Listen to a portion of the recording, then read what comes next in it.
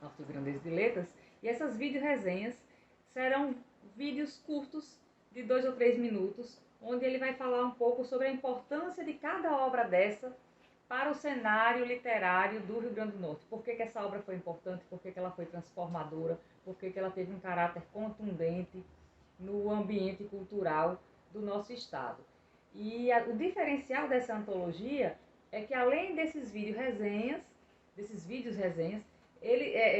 que serão apresentados por Cerejo, nós teremos também essas mesmas 70 resenhas apresentadas em libras, para que os deficientes auditivos possam compreender melhor os comentários, as analogias, as explicações, enfim, os destaques que Cerejo vai dar para cada obra dessa, e qual obra se relaciona com qual outra, e por que elas se completam e por que elas são importantes.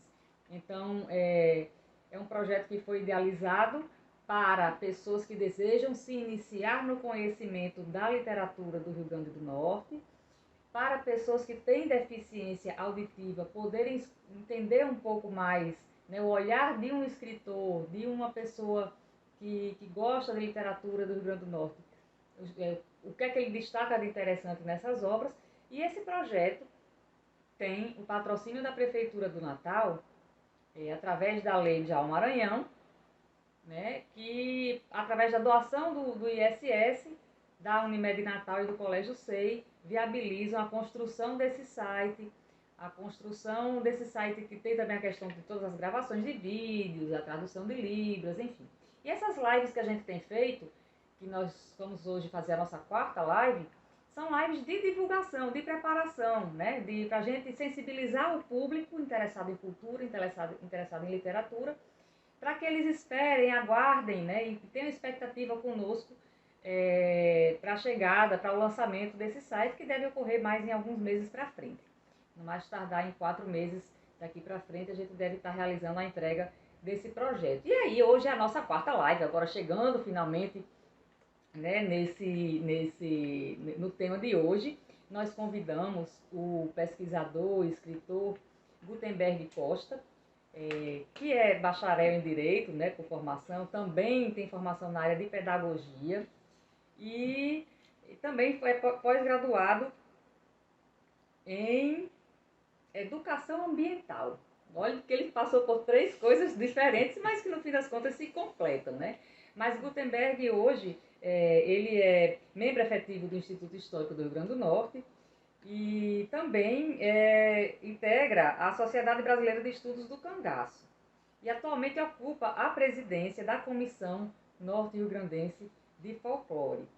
Gutenberg tem vários livros lançados, né? Realmente uma referência, principalmente quando se fala dos estudos de literatura de cordel, né? E tem, como eu já disse, tem diversos livros lançados, e vamos destacar aqui 2 ou 3 hoje que tem mais a ver com o foco da nossa live, que são, poderia destacar Natal, Personagens Populares, que ele lançou em 99, o Dicionário Papa Girimum, de Apelidos e Afins, que também tem muito a ver com a questão da cultura popular, e o Dicionário de Poetas Cordelistas do Rio Grande do Norte. Né? Escreveu também em diversos jornais, crônicas e artigos, e é realmente uma figura muito atuante no cenário cultural de Natal. Então, Cerejo hoje tem essa missão de entrevistar, mas também, na verdade, de fazer um grande bate-papo. Cerejo, que é muito fã também de Cascudo, né? Estudioso e lê muito sobre Cascudo, que foi, sem dúvida, a maior referência quando a gente fala em estudos do folclore do Rio Grande do Norte. Certamente eles vão passear aí um pouquinho por Cascudo também. E nós escolhemos esse tema para agosto, porque o dia 22 de agosto é o Dia Nacional do Folclore.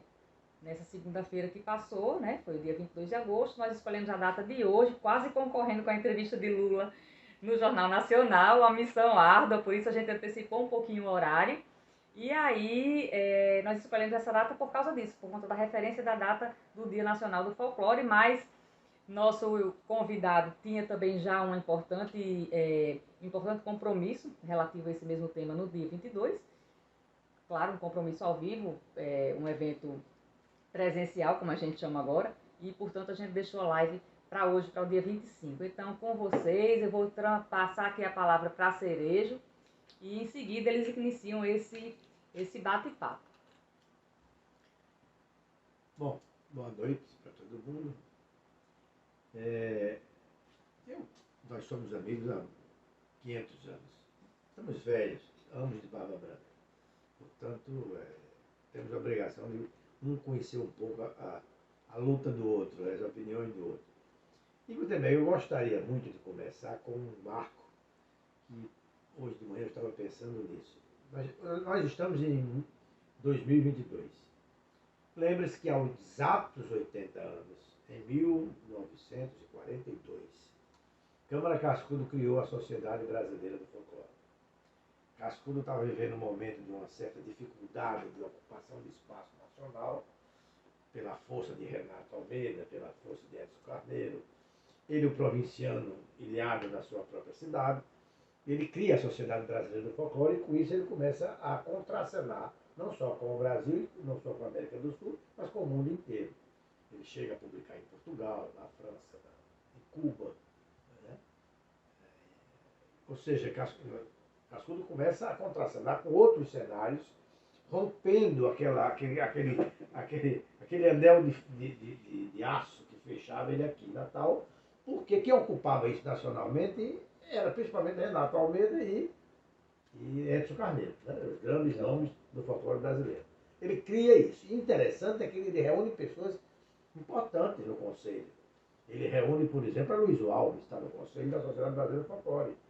Veríssimo de Mello, Manuel Rodrigues de Mello, Américo Oliveira Costa. Ele cria uma estrutura, uma pessoa jurídica. Como ele dispunha de muito pouco, ele era sozinho na luta, o endereço da associação é o endereço da casa dele na Junqueira Aires. E a partir daí ele começa a se relacionar. Dizia-se naquela época que todo bom pesquisador tinha uma cadernetinha com o endereço de outros pesquisadores.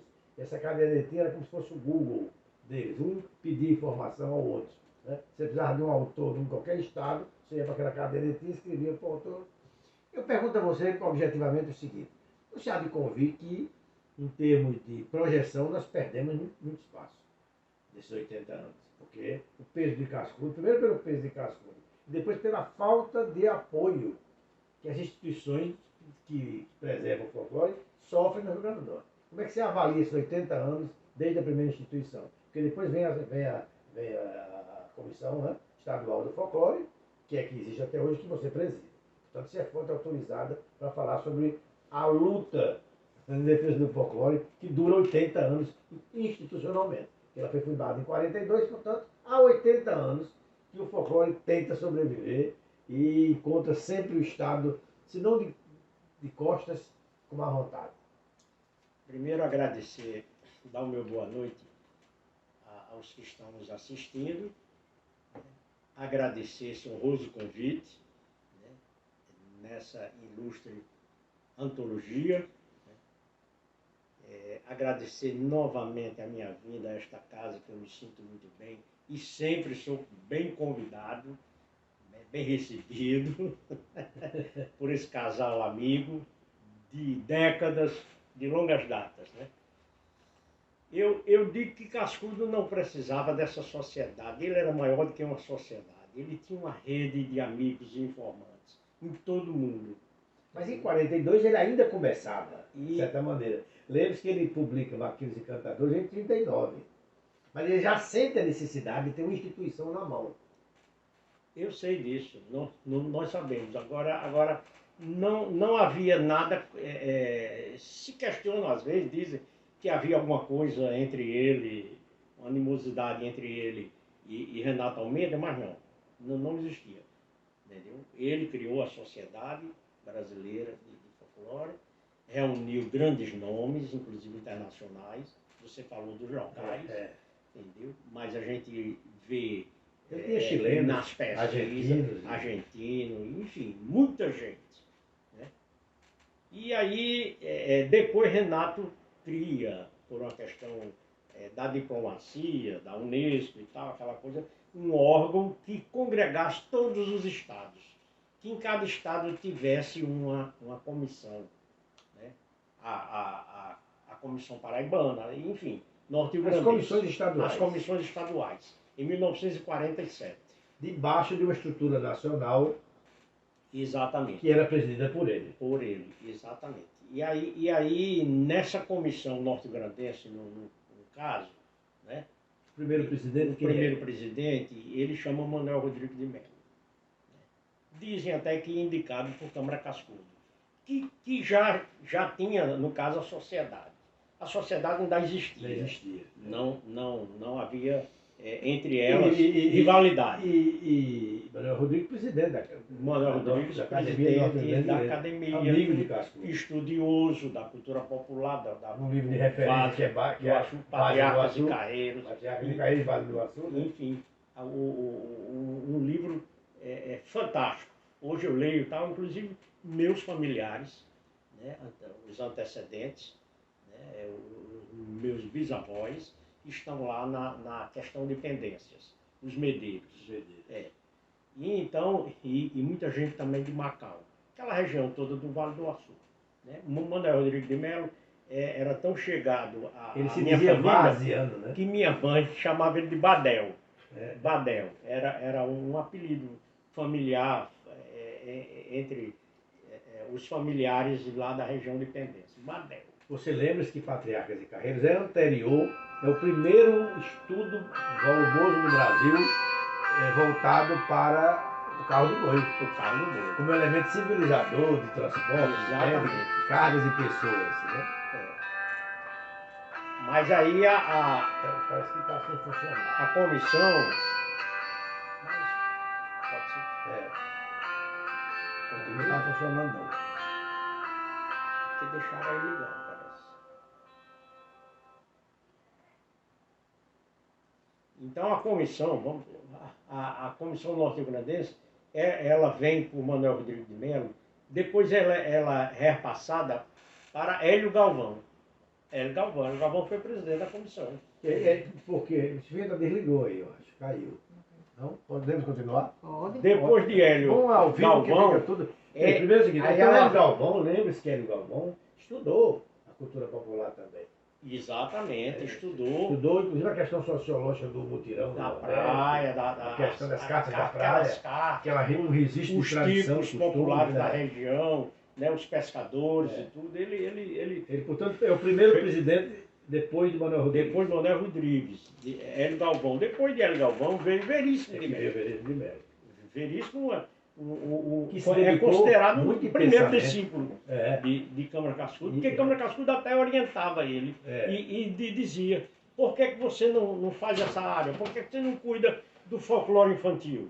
O folclore infantil, no Brasil inteiro até hoje, a obra de referência é o folclore infantil de Veríssimo de Mello, que completou o centenário em 2021, né, e que não foi comemorado. Tudo bem por conta da pandemia, mas não houve uma reedição dessa obra. E você veja o seguinte, obra clássica. Que nasce de uma monografia que ele concorreu e ganhou o prêmio nacional, que é Rondas Infantis. Começou, ele amplia, juntou e joga o título, lendas, usa o título, brincadeiras infantis. E joga o título de folclore infantil. O folclore infantil. Publicado inicialmente pela Cátedra e depois pela Itatiaia. Eu entrei já na comissão a convite de Veríssimo.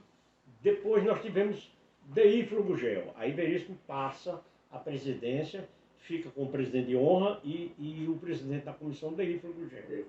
Né? Também um grande estudioso principalmente das danças populares. E da casa de Câmara Cascudo. Né? Que aí veio a questão de Chico Antônio, veio um trabalho com as romanceiras, enfim, Deífilo viajou muito mais a pesquisa em campo, vamos dizer, na verdade. Até a sua época. Exatamente. Até a época dele que mais viajou foi ele. Viajou e eu cheguei a viajar muito. Todos os grupos folclóricos. Ele foi e gravou todos os grupos folclóricos. Os grupos folclóricos, a romanceira, entendeu? Eu e Severino, nós viajamos quase todo o Rio Grande do Norte. Ele dizia: eu quero ir com vocês. Vocês são jovens. Vocês vão às vezes perguntar coisas que eu já me esqueci e tal. Aí quando chegava num grupo folclórico, na casa do mestre, ele dizia: eu quero café, esses dois podem servir cachaça. Eles tomam. Que daí a gente até brincava, dizia que foi o único folclorista do mundo que não bebeu cachaça. não bebia cerveja, uísque, vinho, Era abstêmio, nada. praticamente. Ele só tomava água e o cafezinho. E aí a cachaça ficava por conta de mim e Severino. Depois de Veríssimo, ou depois de Deífilo. Depois de Ífilo, a comissão teve a Peri Araújo, grande Que também é pesquisador, nosso estudioso da amigo, cultura popular. da medicina Com todas popular. as não características, né? tem. Exatamente. Com todas as credenciais As para presidir a credenciais comissão. para presidir, depois veio Severino Vicente, E, agora né? você. E aí me acharam que eu deveria ocupar esse espaço. Mas, né? Gutenberg, você sabe que você enfrenta uma barra pesada. A comissão, apesar de ter, se você contar da Associação Brasileira do Folclore para cá, 80 anos, e todos esses nomes na história dela, vocês não têm uma sede. Tem, né? Vocês não têm uma receita mínima. Não. Você viu passar agora o mês de agosto, o dia do folclore, praticamente em branco. Foi Vergonhosamente. uma programação pálida. Não- Como é que você explica esse desinteresse na terra de Câmara Cascudo? É inacreditável, Cirício. Eu recebi programação da Paraíba, recebi programação do Amazonas, recebi programação de todos os estados.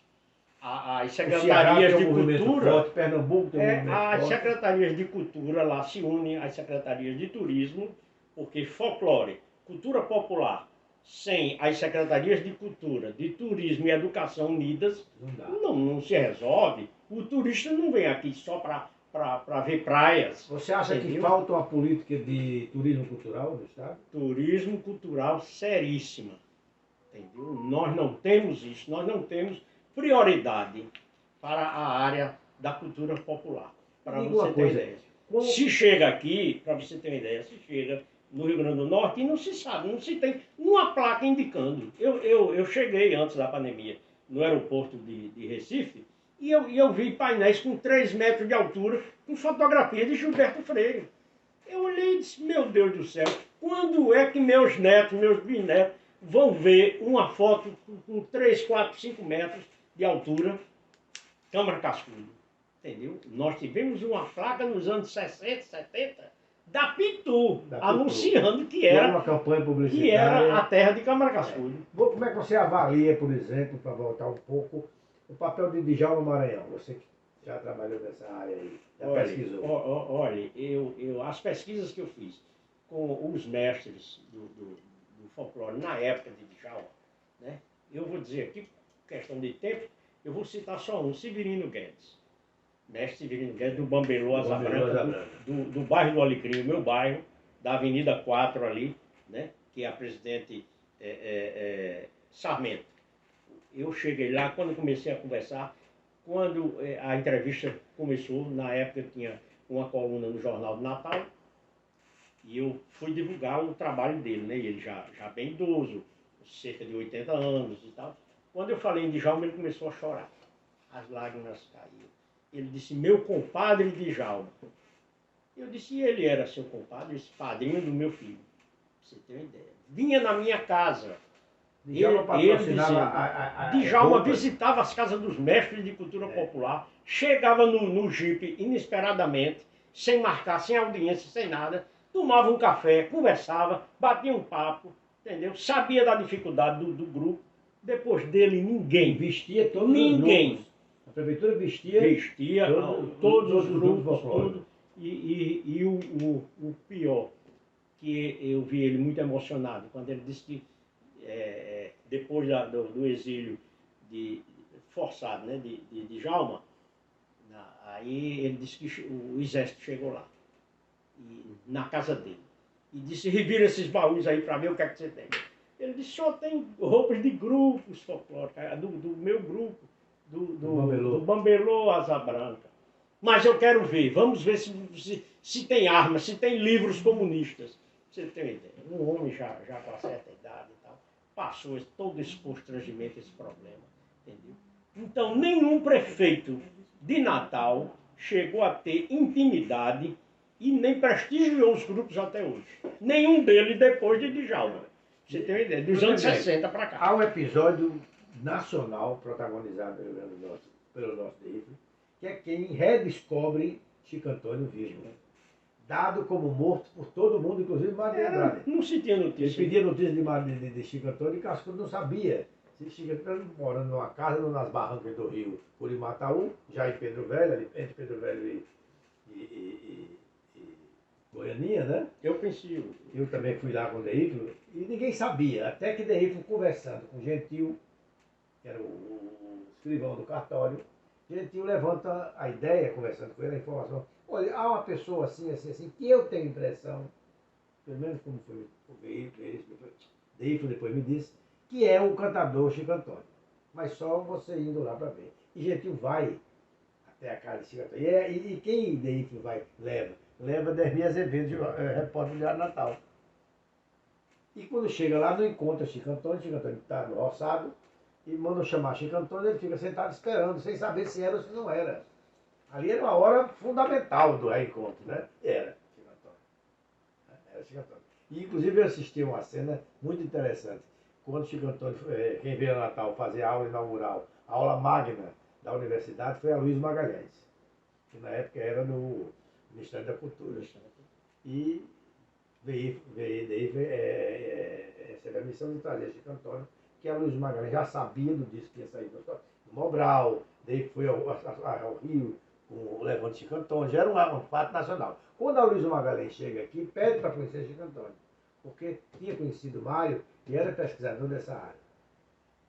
Engraçado é que eu estava na fundação, o presidente, eu acho que era Santos da Igreja, ao encontro de Chico Antônio. Chico Antônio entra com aquela bengala dele, curvado, e então a Luiz Magalhães olha para ele, grande designer, que ele é logo até hoje no Banco do Brasil, no Banco Central, tem acabado de fazer as novas notas, novas cédulas de dinheiro do Brasil.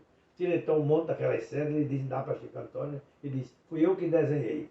E Chico Antônio fica olhando aquilo, hoje o senhor faz dinheiro, e depois organizou as notas e botou no bolso. Né? Ou seja, foi um momento nacional dos folcloristas, da pesquisa. Esse mérito é de Deífilo. Essa é a descoberta. É verdade. E o pesquisador é esse, ele tem que ir em campo, ele tem que pesquisar, ele tem E ele que ainda cantando ir atrás. pouco. Exatamente. Quando o Deífilo fez a segunda visita, que foi a mais demorada, já para catalogar a presença dele e tudo, tinha um ganzá no torno, como disse Chico Antônio, que é um armador feito com madeira, né? Pendurado lá, e Deífilo pediu para ele tocar, tem uma série de fotos ainda, e ele começou a tocar o ganzá, porque o ganzá original, dois ganzás ele deu, uma Mara e outra cascuda. Ali já era o terceiro ganzá que ele conservava, pendurado no que nós chamamos de armador. E ele então cantou aquele pouco e tal, do Boitungão, e ele está anotando. Quando eu cheguei na Fundação José Augusto, na administração do Waldo Madruga, tinha um funcionário que levou ele, acompanhou ele, Chico Antônio, seu Paulo Andriola. E Paulo me contou toda a viagem. E dizia, Gutenberg, eu fui na cadeira ao lado, no ônibus. E Chico Antônio disse que não viajava de avião. Aí daí foi de avião a São Paulo, para o programa de Rolando Boldrin. E aí Paulo disse que ele o tempo todo era falando que estava com saudade do doutor Mário de Andrade. Bem com a voz bem. Quando chegou no programa de Rolando Boldrin, Rolando disse, Chico, vai cantar alguma coisa? Ele disse, só se tiver cachaça. Aí o Rolando Boldrin disse, meu Deus, e agora? O que é que a gente faz? Aqui não tem cachaça, num programa aqui é só água para os convidados e tudo. Aí disse o Chico Antônio, só canta se tiver cachaça. Mandaram comprar uma garrafa de cachaça, disse que Chico Antônio tomou um copo logo cheio, e aí começou a tocar o ganzá, e disse que foi o primeiro convidado, primeiro e único, a beber cachaça no programa de Rolando Boldrin, que era o Som Brasil naquela época. Mas tudo aquilo começa com o LP da Sobral. O LP, Mobral.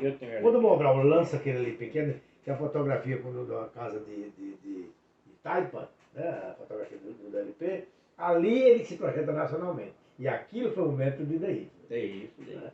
É interessante. Com certeza. A contribuição do Deífilo é imensa para o Rio Grande do Norte. O coco, essas danças não estariam documentadas. E no envolvimento. Se não fosse, as romanceiras não estariam documentadas, teriam se perdido para sempre, não fossem os dois livros. Em muitas cidades que eu chego, e aí alguns mestres e mestras com idade já avançada, tudo dizem, mas doutor Deífilo morreu. Pra você ter uma ideia. Ele E saiu com outro detalhe, DEIFRA implanta apesar na de 10 universidade. anos já, Um detalhe que pouco se lembra, DEIFRA a saudade. é quem implanta na Universidade Federal de Rio Grande do Norte a cadeira da folclore. E, É ele que implanta essa cadeira de estudos populares. E o Agora, Severino, o Severino Guedes, nessa entrevista que ele me deu, ele contou que não estava em situação difícil financeiramente, porque DEIFRA tinha ido ao governador, né, Geraldo Melo, conseguiu uma pensão pedido uma especial. pensão especial para ele. Você sabe que o você tem grande ideia. sonho de DEIFRA ele não realizou, que era fazer uma vila dos Vila Chico artistas Santeiro. populares, Vila Chico Santeiro, Para ajudar. com a pensão especial de um a 2 salários mínimos, quando nada, para cada um deles que morasse nessa vila. Quer dizer, seria um conjunto popular construído pelo governo para ser a Vila Chico Santeiro. Ele não realizou. Ele se preocupava muito e ele dizia, amigo Gutenberg, não é só importante você ir pesquisar, entrevistar, anotar, não. Veja a situação desse mestre. Veja, vá até o quintal, veja, ande pela cozinha para você ver. Porque muitas vezes eles estão com fogo de lenha, eles estão sem nada, às vezes só com o café da manhã. Nós tivemos o mamulegueiro, que eu vi muitas vezes DEIFRA ajudando ele, ajudando financeiramente, tirando do bolso e ajudando Zé Relampo. Zé Relampo era carroceiro, entendeu? Era naquela época, vamos dizer hoje, apanhando lixo para reciclar. Pra você ter uma ideia. Chegava 1h da tarde na Fundação José Augusto sem tomar um café pela manhã. Para você ter uma ideia. Então, DEIFRA, ele era aquele folclorista humano, porque não adianta. Ele até dizia que tinha alguns, ele não citava nome, claro, mas alguns que apenas entrevistava, depois da entrevista ia embora. Entendeu? Não queria saber situação, não se envolvia. E eu acho que o folclorista tem que se envolver. Nós somos humanos. Nós não vamos entrevistar uma pessoa e sair satisfeita, feliz da vida, com a situação financeira. Mas você não acha que foi a... Entendeu? Então a gente reivindica. Mas você não né? acha que é a Hoje omissão do nós temos Estado... o RPV, nós temos. Mas são pouquíssimos, que são contemplados pelo Registro de Patrimônio Vivo, que é a antiga Lei Mineiro, né? Aí foi transformada. Nós temos pouquíssimos mestres com essa lei. Agora me diga uma coisa, não teria que haver uma política institucional? Porque Deveria... não dá para resolver no plano pessoal. Você resolve uma vez, duas, três, mas não institucionaliza, não cria um sistema. Deveríamos ter... Houve uma tentativa de se criar um sistema estadual de cultura, mas também não foi para frente. Para que as instituições recebessem recursos. Porque há uma questão burocrática. O Estado não pode transferir recursos se não seja de instituição para instituição. Quer dizer, teria que haver uma instituição e um mecanismo legal que permitisse a transferência de recursos para criar bolsas. Assim como tem bolsas para estudos de professores universitários e de estudantes, teria que ter uma instituição que coordenasse isso para ter bolsas de apoio à produção de arte popular, de canto, de dança, enfim, de todas as manifestações. Como é que fica então? Dia 22 eu fui agora a São Gonçalo do Amarante e conversando com o mestre Glaucio, que é o organizador, o coordenador dos Congos, né, os Congos de combate de São Gonçalo, ele falava da dificuldade das crianças brincarem os Congos.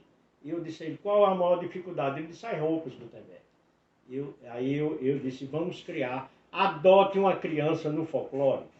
Ele gostou da ideia. Então, a roupa de uma criança dessa é pouquíssimo, cento e poucos reais e tal. Por que não uma pessoa interessada que diz que gosta, que diz que é da terra de Camaracassu, por que não ajudar uma criança dessa?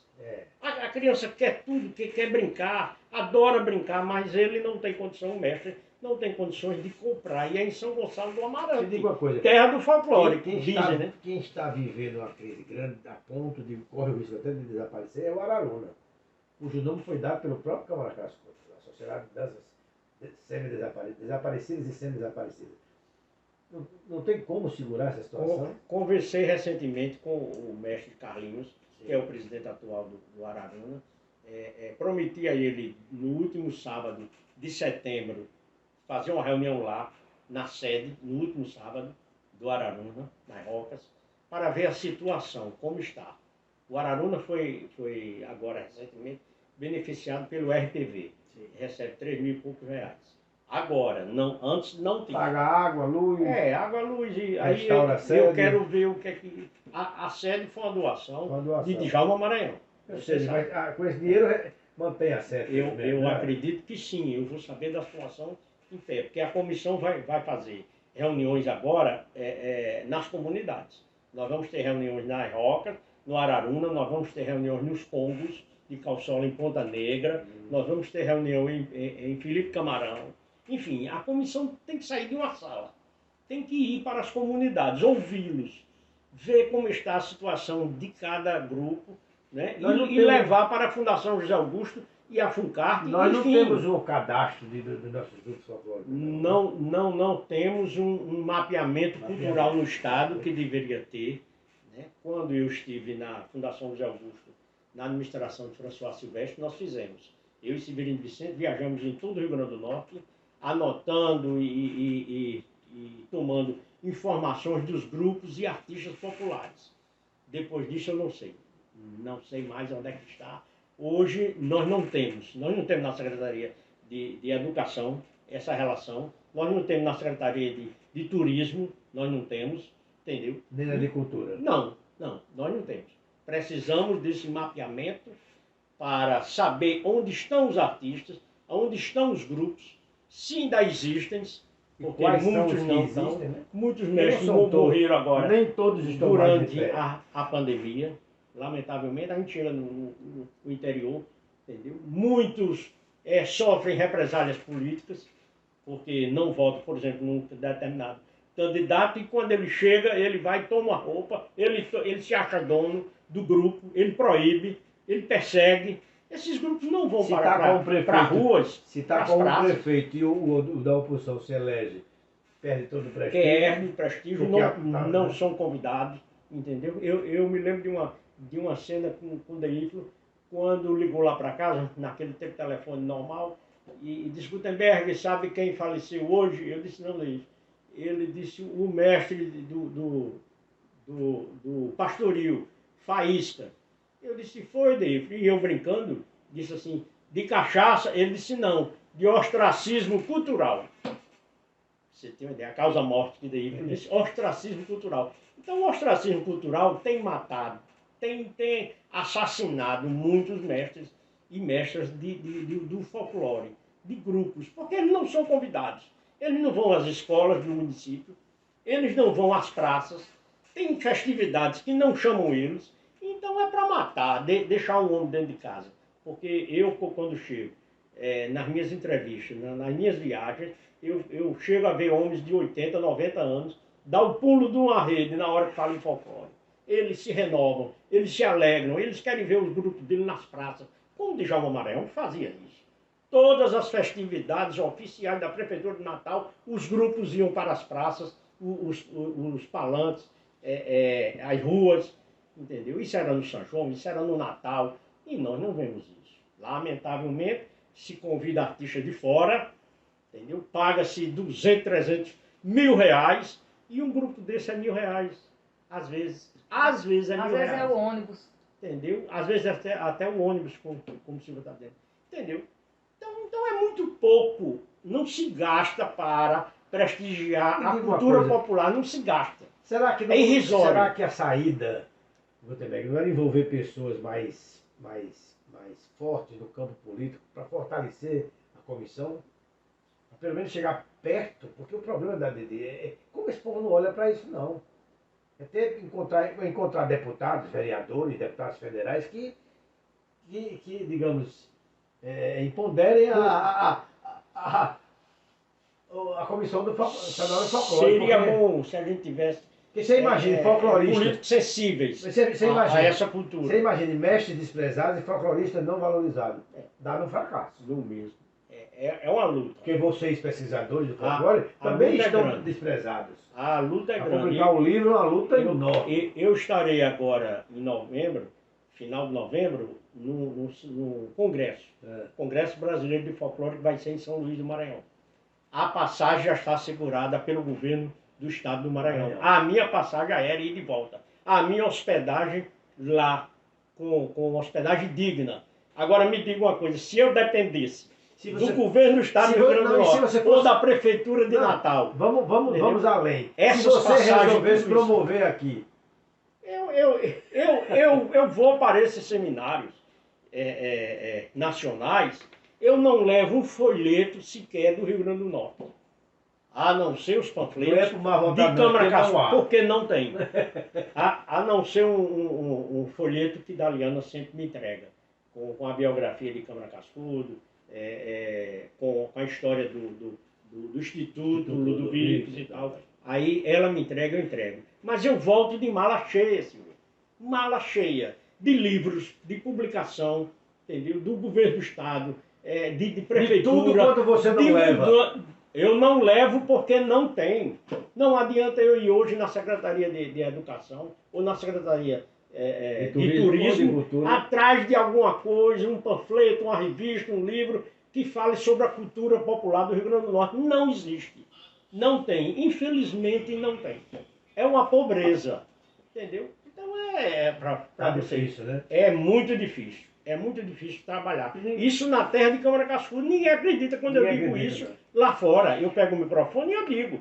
Vocês pensam que na terra de Câmara Cascudo o folclore é valorizado? Vocês pensam? Ora, se tem uma placa, uma faixa, nem de plástico, dizendo que é a terra dele, não tem mais não tem mais nem o outdoor da Pitu. Não tem. Esta é a terra de Câmara Cascudo. Não tem.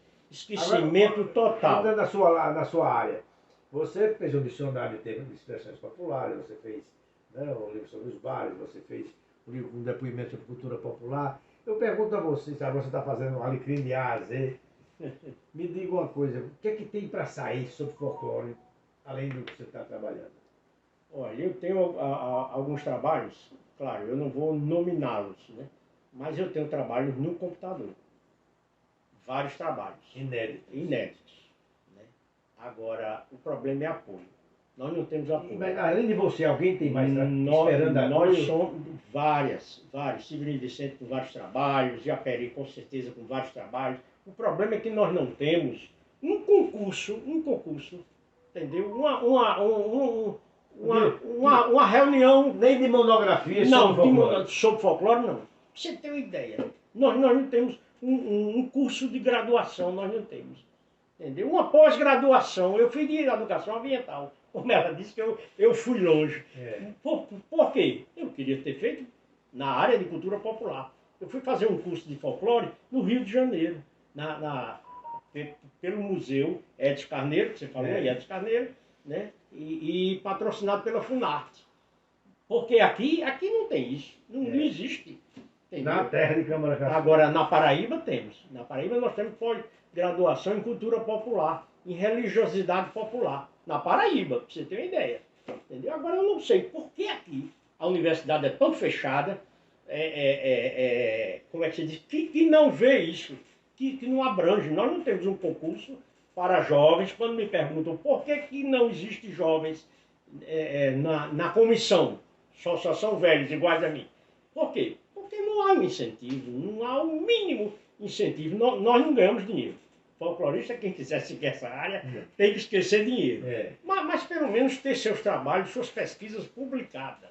Nós não temos, nós temos concurso na área literária de prosa, de ficção, de tudo. Poesia e tal, menos folclore. Nós não temos. Deifre já falava isso, Veríssimo já falava isso. Entendeu? Temos uma lei que implementou o estudo do folclore, o ensino do folclore em sala de aula, uma lei de Valério Mesquita, até hoje não foi implantada essa lei. As escolas não ensinam folclore, elas não trabalham os professores. Eu cheguei em semana de folclore, em uma escola uma vez, estavam tocando um disco de Xuxa. Eu me retirei imediatamente, saí imediatamente de uma situação dessa. Pra você ter uma ideia, os professores às vezes nem têm culpa, senhor. É a formação. Não existe uma formação, não existe um curso. Entendeu? Quando há uns anos passados, nós fizemos 3 cursos de folclore, com apoio do SESC e da Fundação José Augusto. Convidamos vários professores e tal. Foram 3 meses os cursos, sempre aos sábados. Entendeu? 200 inscritos. O auditório do SESC era cheio, repleto. Entendeu? e aí paramos, houve a pandemia e tal, tudo, não sei se vamos recomeçar com apoio, né? Porque a Comissão de Folclore é uma instituição beneficente, no caso, sem fins lucrativos. Sem fins lucrativos e sem dinheiro. E sem dinheiro. E sem Não apoio. é só sem fins lucrativos, é sem dinheiro. Não tem. Uma vez me perguntaram se tinha algum vereador com alguma verba, algum deputado estadual, federal. Eu disse, ninguém. Nenhum político doou um centavo até hoje. Doou ou repassou uma emenda para a Comissão de Folclore. Mas vocês têm lutado? Desde 1947 temos pedido, temos forçado, entrevistas, tudo. Temos ido à Fundação José Augusto, à FUNCARP, enfim, não foi omissão nossa. Entendeu? A nossa luta é grande. Entendeu? Eu acho até que eles não gostam muito, porque eu tenho a minha independência, entendeu? Eu não vivo em gabinete tomando cafezinho e nem de maneira nenhuma. Nós levamos projetos. Só vou à Fundação José Augusto quando me convidam, quando temos projeto para apresentar. Isso com qualquer um dos presidentes dos que passaram até o atual. Crispiniano Neto, que é meu amigo. Mas a verdade tem que ser dita. Eu não vou mentir, ainda mais com essa idade. Eu vou dizer a verdade, doa quem doer. O folclore no Rio Grande do Norte não é prioridade. Não é. Não está sendo. Pelo menos até agora. Vamos ver se nos próximos governos... Nós não fomos capazes, 80 anos depois da criação da Sociedade Brasileira do Folclore, de criar um polo folclórico na terra de Câmara Cascudo para transformar numa política de turismo cultural. Não. De maneira, o turista vem aqui e não sabe se existe o Araruna, qual grupo existe, o que é que ele vai assistir. Não sabe. Ele não sabe. Recentemente perguntei a Daliana se o turismo ia ao Instituto Ludovico. Não vai. Não está no roteiro. Eu não sei qual é o roteiro que eles levam esses turistas. Qualquer dia eu vou seguir um ônibus desse para saber aonde é que eles estão levando. Porque nas instituições verdadeiramente culturais não vão. Eu queria interromper aqui brevemente. A gente está começando a se encaminhar para os últimos 10 minutos do nosso tempo. Eu queria só aqui fazer o registro de quem está nos assistindo e mandando recado aqui para vocês. Professor Marco Aurélio, que fez a nossa primeira live com o Cerejo, mandou um abraço. É sempre, desde a primeira live que ele nos acompanha, inclusive na última veio aqui de camarote assistir a live com o Tarcísio. Gisele João Batista. Luiz Penha está mandando um abraço para o professor Cerejo e está dizendo que Gutenberg é um amigo de lutas. Está dizendo aqui que quando ele vê os vídeos de Chico Antônio cantando coco, ele se emociona. Com certeza.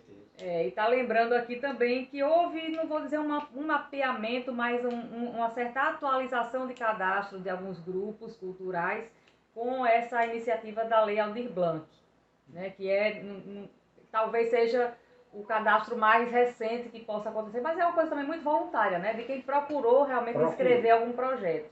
Quem realmente não estava inscrito... O mapeamento tem que ir lá. Exatamente. Não foi um trabalho, né, voltado exatamente para isso. Gilmar Bernardo diz que Gutenberg é bom de prosa e diz que a gente está que nem Cascudo disse há muitos anos atrás, que o Brasil vive de soluções adiadas. Né? E esses são assim... a frase de Cascudo o Brasil não tem problema, tem soluções adiadas. Exatamente. E aí a gente está se encaminhando para os últimos 10 minutos. Vamos ver o que é que eles têm mais para conversar hoje sobre o folclore.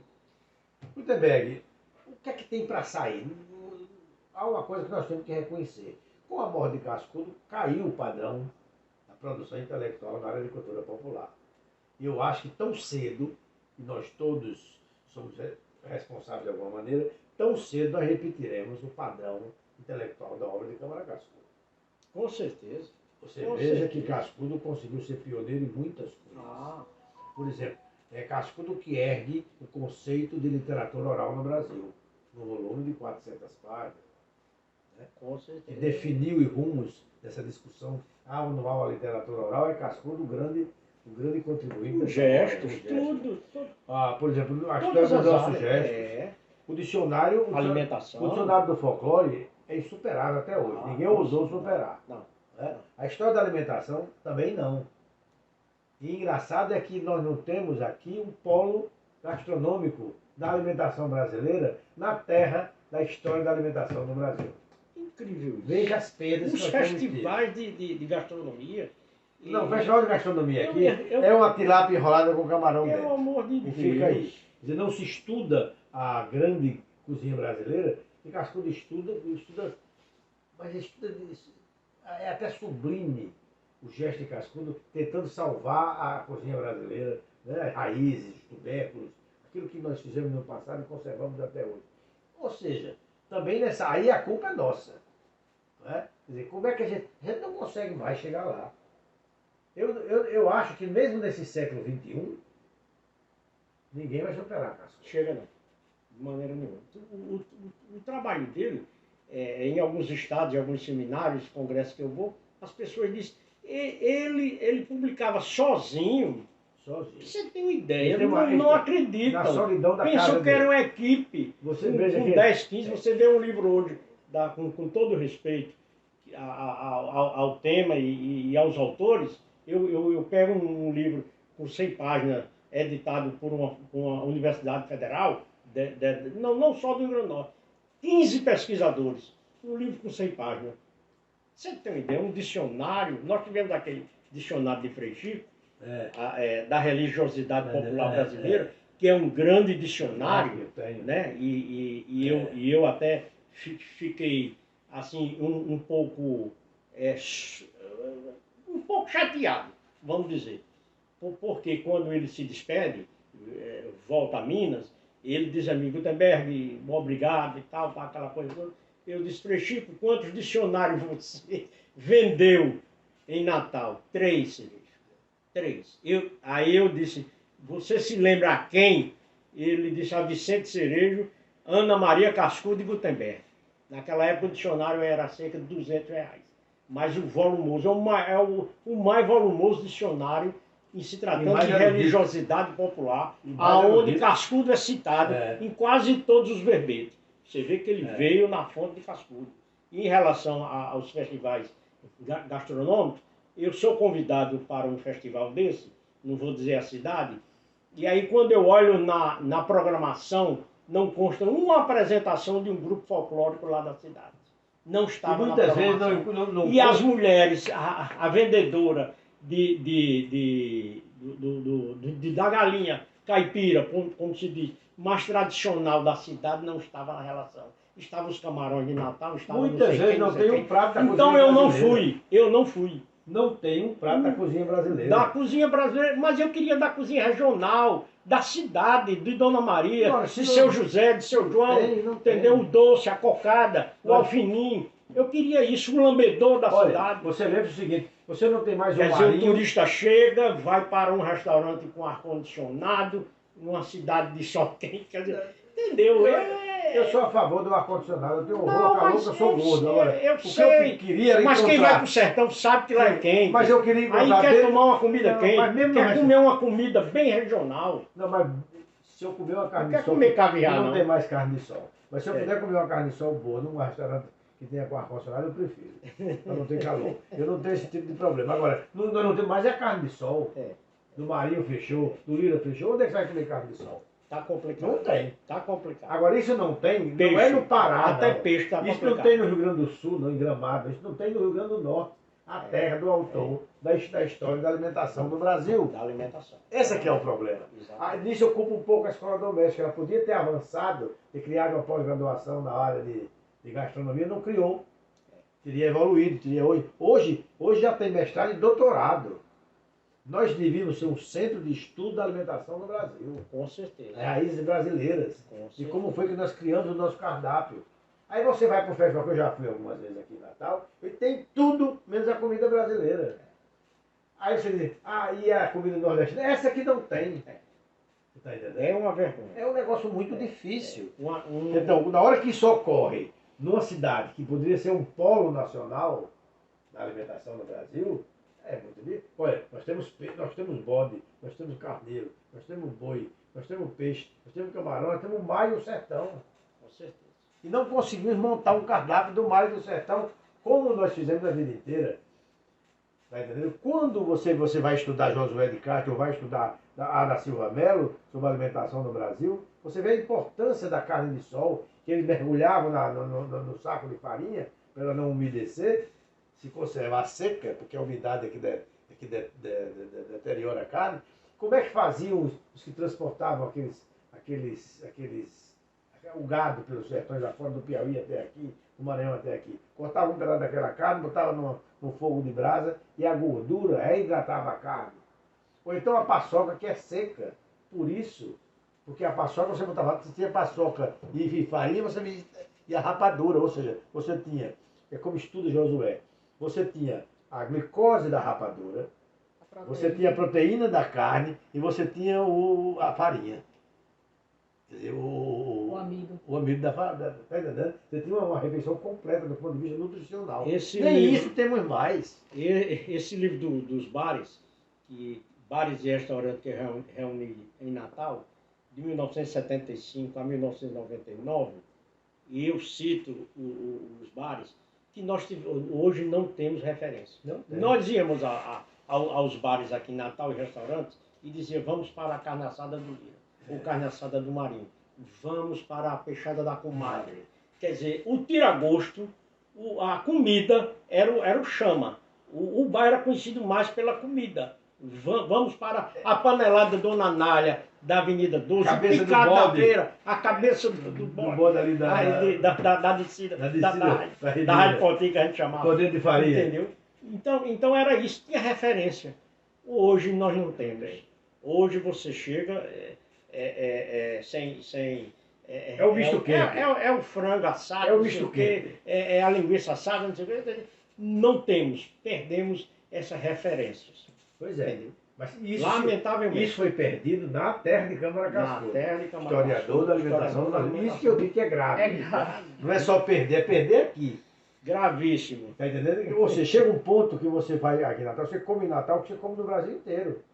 Peixe dourê, não sei o que, camarão disso, lagosta assim, é a mesma coisa no Brasil todo. A mesma coisa. Então não há mais aquela singularidade nossa. Nízia você já foi, já comeu camarão lá, e esteve comigo e tem uma galinha lá esperando. E você lembre que em matéria de camarão, ninguém me faz inveja, porque o camarão de Macau, hoje tem muito pouco, quase não aparece mais. Eu sou do tempo do camarão pistola, né? Aquele camarão grande, camarão do mar. Uma vez eu tive raiva quando cheguei em Macau, que à noite, o evento era durante o dia, à noite eu fui tomar uma cerveja, uma coisa lá em Macau, e quando eu cheguei naquela praça, que chamam Praça de Alimentação, por trás da igreja, a Praça da Conceição. A praça, que cheguei lá só tinha pizza, 3 pizzarias. Eu disse: meu Deus do céu. Onde estamos? Aonde estamos? Cadê o peixe? Cadê o camarão? A lagosta que eu comia? Cadê o cozido de garopa? No tempo de Cadê o cozido de garopa? O cozido de galo do alto?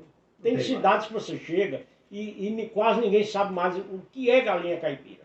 Ninguém sabe. Aqui o que tem? Tem frango assado. Diz um amigo meu que a galinha cabidela virou galinha com ketchup. É uma Você desgraça. escurece o ketchup com um pouco de sangue, Certo. ela fica espessa, grossa, né? Mas na verdade não é a galinha caipira, não é a galinha cabidela. Muita coisa tradicional no Rio Grande do Norte não existe mais. Isso é a culpa das administrações municipais, com certeza, porque um prefeito tem que se preocupar com isso, tem que valorizar as suas tradições, o folclore, a alimentação, a gastronomia, tem que identificar o município. Você tem que ir para lá sabendo o gosto, o que você vai ter de prazer lá.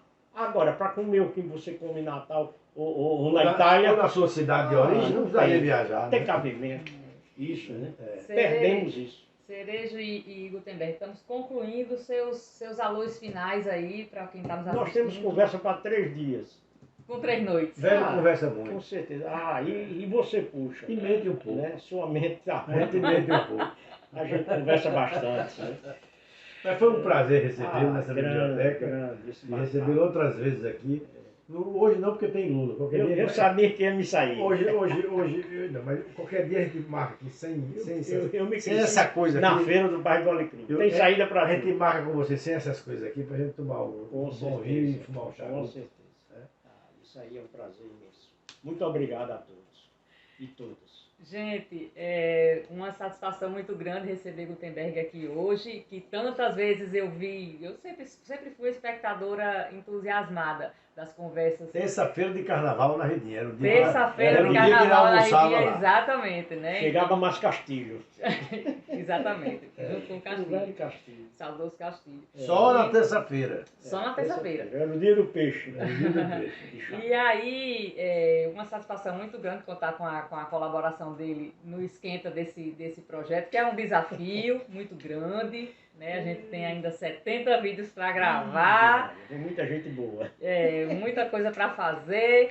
E aí, agradecer demais nessa quinta-feira com a expectativa dessa entrevista logo mais no Jornal Nacional, a gente teve que antecipar.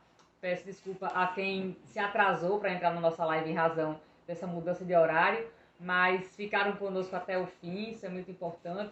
Queria sempre fazer um lembrete aqui, Gutenberg e Cerejo, de que o nosso apoiador, o Colégio SEI, eu tenho esse testemunho a dar porque meus filhos estudam lá, e é uma escola que todos os anos manda buscar onde estiverem os grupos folclóricos que eles revezam nas apresentações. Escola particular, nós só falamos das públicas aqui. Claro, mas assim, não deixa de ser uma boa, a gente dá esse testemunho, né? Todo ano eles chamam Dona Ivanise, chamam Dona Ivanise da Ridinha para vender tapioca com ginga lá no Festival Cultural. Chama o boi de Manuel Marinho, de Manuel Marinheiro anterior, o Araruna, o boi pintadinho, todo ano eles chamam. Né, e fazem questão de no Festival de Cultura Popular que eles têm lá no mês de junho, fazerem sempre essa revitalização, essa valorização. É tanto que eu trabalhando com evento, com congresso, e a gente sempre prestigia também os grupos populares, quando a gente tem a oportunidade, a gente coloca lá no meio. Às vezes, quando me falta a lembrança de onde procurar um grupo, eu ligo para a Arlete, lá no Colégio SEI, para pedir o telefone de um determinado grupo. Agora mesmo aconteceu com um grupo de Ponta Negra que a gente convidou para um evento. Né? Acaba sendo mais fácil achar a Arlete do que achar, às vezes, num determinado departamento de um órgão público, uma resposta pronta, imediata, dizer o telefone de tal grupo e a gente conseguir na mesma hora. E realmente isso é lamentável. Mas é isso, minha gente. Muito obrigada. A gente anuncia em breve. A nossa live de setembro vai ser com o professor Coquinho. Nós vamos falar sobre a independência, né? O bicentenário da independência e as obras que permeiam esses registros históricos, os reflexos disso aqui também na literatura do Rio Grande do Norte. E acredito que vai ser também um momento muito interessante. Até lá, então. Muito obrigada a vocês.